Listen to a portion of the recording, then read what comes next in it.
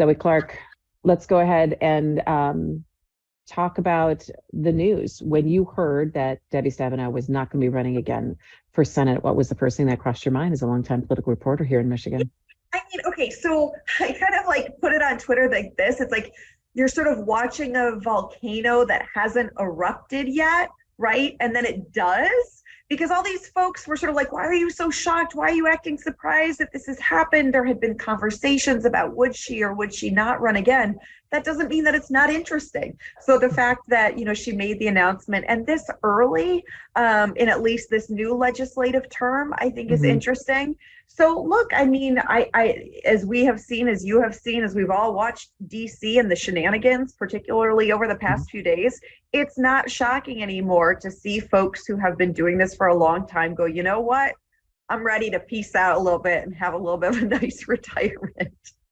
Interesting, though, because I made the point that many of us do not know a world without Debbie Stabenow in public service and serving Michigan in some form or another, whether you're a Republican or Democrat, and the longevity of her career.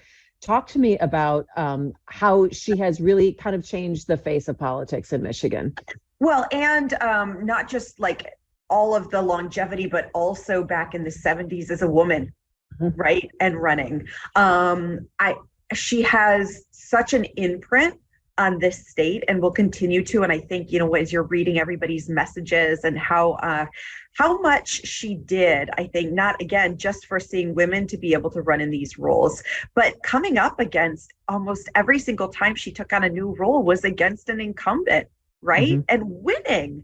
But I think things that she was really a huge part of, things like the Farm Bill, right? That are just not super sexy topics, but for a state like Michigan, where so much is about manufacturing, and then you realize agriculture is our second largest industry, she had huge power in that, And so after also when Carl Levin, longtime senator, and she became senior senator, she became sort of a Michigan stateswoman, and you're seeing that again in all of these statements, not just here in the state, but nationwide. Yeah, and I want to go back to the point of being a trailblazer for women in politics. And without a Debbie Stabenow, I mean, you look at everyone who has come up behind her. I guess explain to me, or, the makeup that we see of the state legislature today and even in Congress can be directly kind of implemented back to how she ran and how she did her job in opening the door. Absolutely. I mean, again, when you are running in the early 70s, mind you, and then becoming the first woman to actually be the head of the Ingham County Board of Commissioners, then running, of course, for the state Senate, there's a couple of women who were sort of these early trailblazers in Michigan history. Maxine Berman is another one. She wrote a book. And it was a different time. It really was. And, we talk right now, I think, as female reporters and journalists about what it's like and some of the difficulties that can be out there. But again, decades ago, being a trailblazer and sometimes really only being the woman in the room, that's huge. It was interesting. I spoke to her this morning and she talked about, because I asked her about her leadership style. And I think that's one thing when you talk about Debbie Stabenow, it's like how people get things done. Yeah. I'm always really fascinated about how people operate in a room and how they're able to come to consensus, because that's something that you and I have talked about that people seem to have lost along the way sometimes in state politics and, of course, looking at the national stage. And she said, I'm always a person that says I don't have to have my name at the top of the bill. And that's how it feels that she's able to get things done. And I think sometimes we don't put a premium on what she did or her ability to say, it's okay that I don't get the credit. I'm going to step back because I know I get the greater good, or something else happens that I wanted to have happen. And it's, that doesn't always happen in just a regular workplace. It doesn't happen in DC. No. Lansing.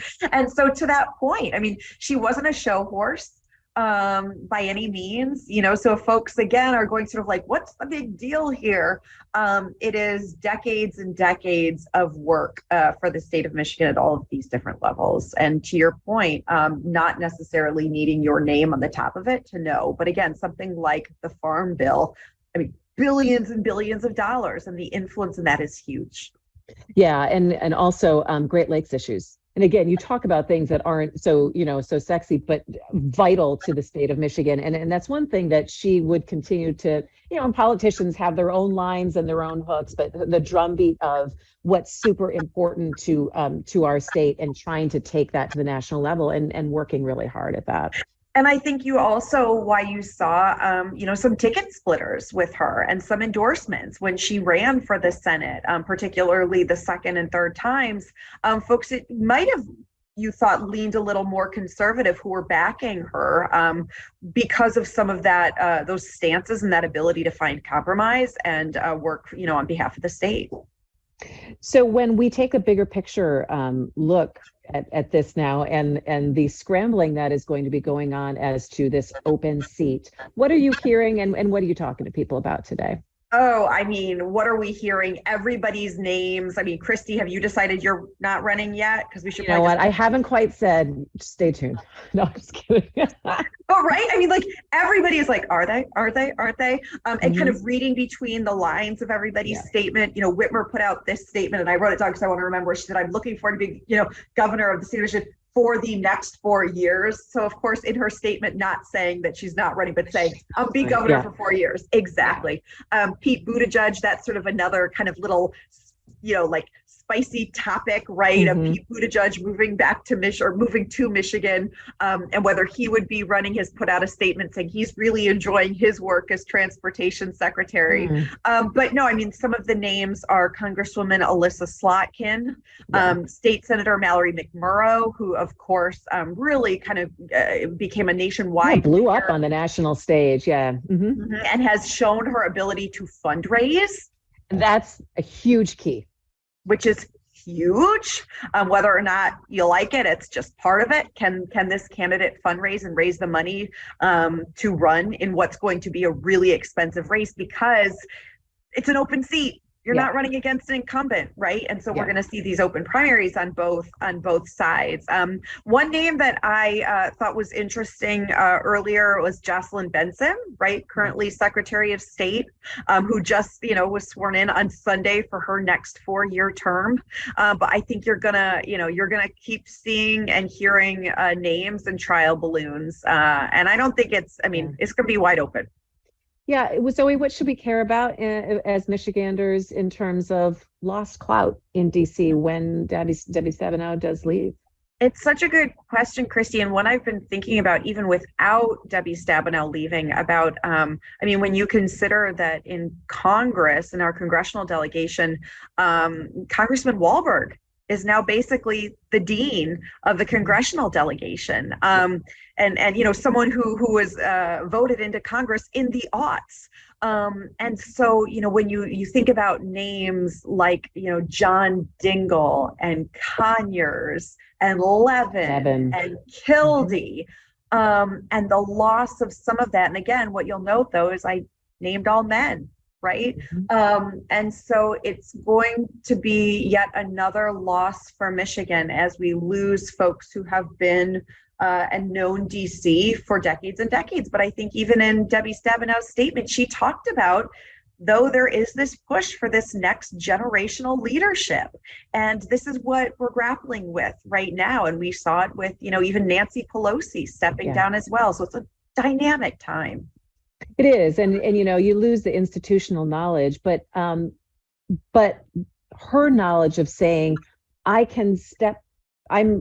work here is done in 2 years. She'll be very eager to point out right. 2 years, and she's going to be working really hard at it.